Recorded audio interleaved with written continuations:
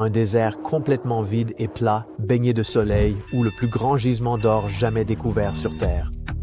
Pourquoi pas les deux? Voici le puissant désert du Kizilkoum en Ouzbékistan, où ce trou doré continue de grandir. Des montagnes sont en train de se former sous nos yeux, et cela déclenche un conflit caché. Pendant des siècles, les marchands de la route de la soie ont marché sur ce sol sans se douter qu'une fortune colossale se trouvait sous leurs pieds. En réalité, on ne peut pas la voir. Pas même un seul indice de pépite d'or brillante n'attirerait votre attention. C'est resté ainsi jusqu'en 1958 lorsque des géologues soviétiques ont percé le mystère. Ils traquaient un poison après qu'une énorme anomalie d'arsenic ait été détectée. Cette substance chimique puissante accompagne souvent l'or. C'est ainsi qu'ils ont découvert Narun Tao, qui est aujourd'hui devenue la plus grande mine à ciel ouverte du monde. Le trou fait près de 4 km de large et plus d'un demi-kilomètre de profondeur. On peut facilement la voir depuis l'espace. Et abonne-toi. Maintenant, la partie effrayante. Elle devient plus profonde chaque jour. Même aujourd'hui, la mine à ciel ouvert fournit encore aux gens environ 2 millions d'onces d'or par an. C'est plus de 60 tonnes de métal pur. Imaginez un bloc d'or massif pesant autant qu'un avion de ligne. Pourquoi creuser avec un tel acharnement? C'est un enjeu géopolitique. L'approvisionnement en or presque inépuisable sert de bouclier économique ultime à l'Ouzbékistan. C'est en réalité un choix brutal entre l'indépendance financière et politique et une catastrophe environnementale. Le prix à payer est extrêmement élevé. Nous avons déjà mentionné que le désert de Kizilkoum est naturellement plat comme une crêpe. Mais qu'en est-il de ces étranges montagnes qui entourent la mine? Elles ne devraient pas être là. Reculez un instant sur la carte. Ce sont en réalité des montagnes artificielles de roches stériles, du matériau extrait uniquement pour atteindre l'or. Elles sont si massives qu'elles créent leur propre courant de vent qui balaie désormais la région de poussière toxique chargée d'arsenic. La qualité de l'air est dramatique même à des kilomètres de Narun Tao. De plus, creuser plus profondément nécessite de pomper rapidement les précieuses eaux souterraines. Cela entraîne une grave contamination de l'eau dans une région déjà fragile et aride. Il semble que les gens ne se contentent pas de modifier la topographie du pays, mais jouent aussi à des jeux risqués, oscillant entre le profit et la destruction de la nature. Savez-vous quelle quantité d'or a été extraite par l'humanité au fil de l'histoire? Environ 233 000 tonnes. Et les 2/3 de cette masse furent exploités après les années 1950. Divers pays, époques et des milliers de personnes impliquées. Mais que se passerait-il si d'immenses gisements d'or étaient découverts en un seul lieu? Et si un immense gisement de minerai d'or était révélé? Non, pas juste immense, mais proprement gigantesque. C'est exactement ce qui a été mis au jour en Chine. Un groupe de géologues a identifié environ 40 filons d'or, renfermant approximativement 330 tonnes de minerai. Mais ce n'est pas tout. La modélisation 3D a révélé que davantage d'or repose en profondeur. À quelques 3000 mètres, plusieurs centaines de tonnes supplémentaires pourraient se trouver. En tout, il est possible qu'ils découvrent des gisements totalisant près de 1100 tonnes d'or. Pouvez-vous concevoir pareille quantité? Cela correspond à environ 70 milliards d'euros. Waouh! Les experts indiquent que ce gisement recèle environ 139 grammes d'or par tonne de minerai. Cela peut sembler dérisoire, mais c'est en réalité un taux remarquable dans l'exploitation aurifère. Habituellement, 10 grammes par tonne est considéré comme excellent. Si toutes les estimations s'avèrent exactes, il s'agira de la plus vaste mine d'or au monde, surpassant même la mine de South Deep en Afrique du Sud, qui recèle 1025 tonnes d'or. Certains s'inquiètent, et d'autres se réjouissent. L'or, toujours l'or dans les esprits. Tous désirent de l'or, tous en acquièrent. Sa valeur s'accroît, et il apparaît bien plus sûr que le bitcoin ou l'argent liquide. L'or évoque richesse et luxe. Il demeure constamment un placement précieux et rentable. Mais un instant, pourquoi en est-il ainsi? Qu'est-ce qui pousse les gens à s'enthousiasmer pour ce métal brillant? La vérité est que l'or possède à la fois une valeur pratique et psychologique. Depuis des siècles, l'or incarne le pouvoir, le prestige et la prospérité au sein de diverses cultures. Il semble que nous portions en nous une mémoire ancestrale nous signalant que l'or est précieux. Songez aux innombrables problèmes qu'il aura causés aux héros littéraires et aux multiples aventures autour de l'or que nous avons vues au cinéma. L'or suscite la joie et l'avidité, la cruauté et la domination. Voilà pourquoi il séduit tant de monde. Certes, il charme par son éclat, mais il demeure aussi d'une grande utilité. L'or ne rouille pas, ne se corrode pas, se conserve sur de longues périodes et ne se détériore pas. Il constitue l'investissement fiable par défaut. Toutes les autres formes d'épargne risquent de perdre de leur valeur lors des crises, tandis que l'or reste stable. Le seul inconvénient réside dans le risque de vol. Outre la joaillerie, l'or intervient dans l'électronique, la médecine, l'aérospatiale et de nombreux autres secteurs. Le Bitcoin tire sa valeur de la confiance des gens à travers le monde. L'argent possède sa valeur grâce à l'appui des autorités. L'or, en revanche, a une valeur intrinsèque. Il est tangible, visuellement séduisant, et son prix est consolidé par la croyance séculaire en sa valeur durable. Mais ne laissez jamais l'or vous troubler. Nombreux sont ceux qui perdent leur honneur, voire la raison à cause de lui. Évitez ce piège. Ce n'est qu'un simple morceau de métal brillant. D'autres métaux précieux existent dans le tableau périodique. Le palladium, l'argent, le cuivre, le platine. Pourquoi l'or occupe-t-il la première place? Les métaux moins nobles tels que le cuivre, le fer, le plomb et l'aluminium se corrodent et rouillent. L'aluminium, de surcroît, manque de durabilité. Le platine et le palladium surpassent l'or en prix. Mais leur rareté et la difficulté de leur extraction en limitent l'exploitation. Peu de pièces pourraient en être faites. L'argent, plus tendre que l'or, ternit, se raye et se déforme. Et, pour être franc, l'or reste le plus séduisant. Mais une autre raison explique ce coût élevé. Il est ardu à obtenir. L'extraction de l'or constitue un processus fastidieux. Dans les documentaires, vous avez peut-être observé des personnes se tenir à l'embouchure d'une rivière, collectant limon et argile, les tamisant à travers de la gaze et de petits filets pour y découvrir quelques particules d'or. Il s'agit là de l'une des méthodes d'extraction de ce métal précieux. Il faut fournir un travail considérable pour obtenir seulement quelques fragments. Comment déniche-t-il l'or? Autrefois, c'était une question de chance. Quelqu'un marchait le long des rives et apercevait un éclat dans l'eau.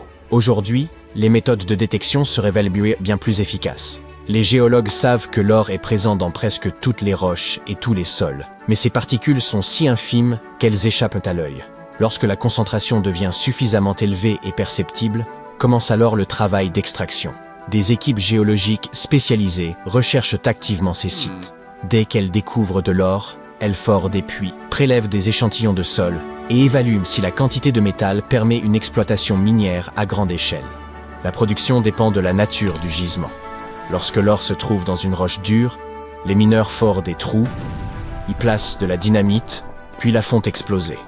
L'explosion fragmente la roche afin d'en extraire le métal. Mais cela ne constitue que le début du processus. Après avoir rassemblé ces gros fragments, les ouvriers les transportent vers des usines pour en extraire le précieux matériau. Au premier stade, les spécialistes réduisent les gros fragments en morceaux plus petits. À l'aide de concasseurs, ils broient le minerai jusqu'à obtenir de petits fragments semblables à du gravier. Il est ensuite introduit dans des tambours rotatifs remplis de billes d'acier. La rotation des tambours permet aux billes de réduire le gravier en poudre sous la pression. Cette masse est ensuite mélangée à de l'eau et filtrée. Par la suite, l'or est extrait du minerai au moyen de solvants chimiques et de systèmes de purification complexes. Il se fixe au carbone, puis en est séparé, suivi de plusieurs procédés supplémentaires, incluant l'électrolyse et des purifications plus approfondies. Enfin, l'or est fondu, débarrassé de ses impuretés, coulé en lingots, puis expédié vers d'autres installations pour un traitement complémentaire. Oui, il s'agit d'un processus difficile et chronophage, et il n'est pas toujours rentable. Il est possible de découvrir un gisement de métal précieux, mais son extraction peut s'avérer trop onéreuse et la quantité d'or ne suffira pas à rendre l'effort économiquement justifiable. Seuls 10% des dépôts mondiaux d'or contiennent suffisamment de matières précieuses pour compenser les coûts d'extraction et de traitement. De nombreuses zones regorgent d'or, mais savez-vous combien sont réellement exploitables de manière productive? Moins de 0,1%. Cela constitue probablement une raison supplémentaire de la valeur exceptionnelle de l'or. Mais existe-t-il un autre matériau capable de susciter un tel engouement? Oui, et l'on le surnomme l'or liquide. Il s'agit de l'hélium. Ce gaz sert à gonfler les ballons, mais ce n'est pas là son principal intérêt. L'hélium peut atteindre des températures ultra basses, possède des propriétés supraconductrices et se distingue par sa légèreté. Il est utilisé en médecine pour le diagnostic, notamment pour l'imagerie par résonance magnétique. L'hélium refroidit les réacteurs nucléaires et régule la température du carburant des fusées lors du lancement. Lors de plongées profondes, les plongeurs respirent un mélange d'hélium et d'oxygène pour éviter les troubles liés aux variations de pression. L'hélium s'avère ainsi indispensable au monde moderne. Un autre matériau précieux est le graphène. Ce n'est pas seulement l'un des matériaux les plus résistants au monde, c'est également un excellent conducteur. La chaleur et l'électricité le traversent aisément, ce qui le rend extrêmement prometteur pour le développement de... Quoi exactement? Étant donné que le graphène est aussi flexible, hydrofuge, non toxique et doté de propriétés antibactériennes, il se prête au développement d'innombrables applications. Équipements médicaux, génie mécanique, électronique, construction, logistique, conservation énergétique, industrie spatiale et sous-marine, et bien plus encore. Les savants estiment que le graphène pourrait permettre l'émergence de technologies révolutionnaires susceptibles de transformer la vie de tous. Un processus similaire s'est produit avec le silicium, largement utilisé pour produire des semi-conducteurs et des batteries rechargeables. Sans silicium, nous ne disposerions probablement pas de smartphones, d'ordinateurs portables, ni d'autres appareils électroniques. Le graphène pourrait lui aussi provoquer un nouveau bond technologique.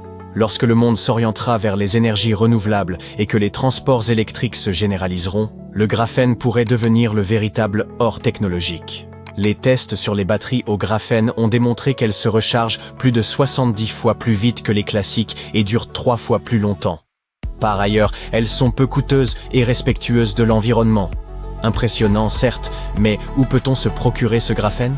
Il est extrait du graphite, présent dans les entrailles de la Terre. L'un des plus vastes gisements se situe en Australie méridionale, avec 200 millions de tonnes de graphite de haute qualité. Une quantité qui semble suffisante pour alimenter la planète entière.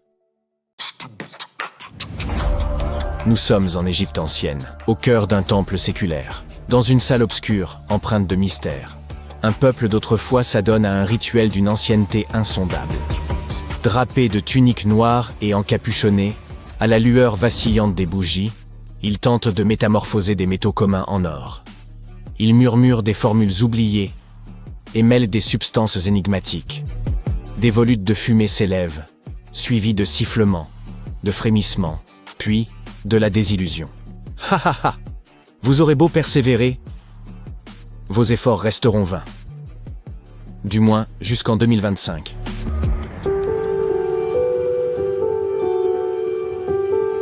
Des chercheurs ont accompli ce que les alchimistes rêvaient d'atteindre depuis des siècles. Ils n'ont eu recours ni à des sortilèges, ni à des mélanges étranges, mais ont utilisé un immense anneau de 27 km pour accélérer des noyaux de plomb à une vitesse proche de celle de la lumière. En un sens, la pierre philosophale est ainsi apparue dans le grand collisionneur de Hadron. Au fait, si vous l'ignoriez, cette pierre mythique, à laquelle aspirait tout alchimiste, était censée permettre de transformer n'importe quel métal en or. Ainsi donc, les chercheurs ont su accomplir cet exploit au sein du LHC. Mais les choses ne sont pas si simples. Certes, d'un point de vue strictement technique, ils ont bel et bien transformé un métal en or. Toutefois, la quantité obtenue est infime, et l'or ainsi créé s'évanouit presque aussitôt. À propos, le LHC permet d'accélérer des particules de diverses matières à des vitesses quasi luminiques, révélant à petite échelle les processus à l'origine de l'univers. Pourquoi une telle entreprise? Nous y reviendrons plus tard. Revenons à cet or. Les scientifiques pensaient que l'or ne pouvait naître que d'une collision directe entre deux noyaux de plomb. Mais les expériences ont démontré que ce métal précieux se formait même sans contact total. Deux explications sont possibles. L'une s'appuie sur des fondements scientifiques, l'autre se veut plus intuitive. Commençons par la première. Le noyau de plomb abrite 82 protons, chacun porteur d'une charge électrique, ce qui confère au champ électromagnétique de ce noyau une intensité remarquable. Lorsque deux noyaux de plomb se croisent à une vitesse proche de celle de la lumière, leur champ électromagnétique se contracte en une fine nappe d'énergie. Cela engendre une brève impulsion de photons. Cette impulsion déclenche un phénomène appelé dissociation électromagnétique. Un photon entre en interaction avec le noyau, provoquant en lui des vibrations internes. Celles-ci entraînent l'émission de neutrons et de photons et altèrent la nature même de l'élément. Ainsi, lorsque deux noyaux de plomb se frôlent, ils perdent 3 protons et deviennent de l'or. Par ce procédé, les scientifiques ont réussi à produire jusqu'à 89 000 noyaux d'or par seconde. Hélas, cette production demeure dérisoire. Elle ne représente que 29 picogrammes au total, soit bien moins qu'un simple gramme. De surcroît, ces particules d'or sont éphémères. Leur énergie est telle qu'elles percutent immédiatement les parois du collisionneur, puis se désintègrent sans délai en protons, neutrons et autres fragments. Techniquement, de l'or est bien créé, mais il disparaît aussitôt. Voici maintenant une version plus simple. 2 atomes de plomb foncent l'un vers l'autre à une vitesse proche de celle de la lumière. Entourés de champs électriques puissants, chacun renferme 82 protons. Lorsqu'ils se frôlent, leurs champs se renforcent mutuellement, expulsant 3 protons de chaque noyau. Ils n'en comptent plus que 79, ce qui signifie qu'ils sont devenus des atomes d'or. Ces nouvelles particules dorées s'éloignent en tous sens avant de se fracasser contre les parois du collisionneur. Et voilà, l'or a disparu. Les scientifiques ont utilisé un dispositif particulier pour observer cette mutation fugace. Durant les 3 années d'activité du collisionneur, les chercheurs sont parvenus à générer environ 86 milliards d'atomes d'or. Cette quantité correspond à bien moins qu'un milliardième de gramme. Il est donc illusoire d'imaginer s'enrichir par un tel procédé, d'autant que le coût du grand collisionneur de Hadron atteint plusieurs milliards d'euros. Alors, pourquoi mener de telles expériences? Pour la science, évidemment. Certes, cela peut paraître vain. Toutefois, l'objectif du collisionneur n'est pas de produire de l'or, mais de sonder les fondements mêmes de l'univers en scrutant l'infiniment petit. Par exemple, c'est grâce à lui que le boson de Higgs a pu être découvert. L'une des plus grandes percées scientifiques de ces dernières décennies. Permettez que je vous en dévoile les implications. Des haltères, un cheveu, une pomme ou encore une simple goutte d'eau. Tous ces objets possèdent un poids distinct. Mais d'où vient cette différence? Qu'est-ce qui leur confère une masse particulière? Les scientifiques avancent que l'univers tout entier baigne dans un champ appelé champ de Higgs, comparable à un sirop invisible. Certaines particules y adhèrent et deviennent lourdes, à l'instar des protons, tandis que d'autres y circulent sans peine, comme les photons, dénués de masse. Sans ce champ, les atomes se désagrégeraient aussitôt, et rien ne posséderait le moindre poids. Le chaos dominerait l'univers. En 2012, grâce au LHC, les chercheurs ont pu détecter un infime fragment de ce sirop fondamental. Ils l'ont nommé boson de Higgs. Le grand collisionneur de Hadron a également permis la détection de quarks, ces particules élémentaires qui constituent protons et neutrons. On pourrait les comparer à de minuscules briques de Lego formant une particule.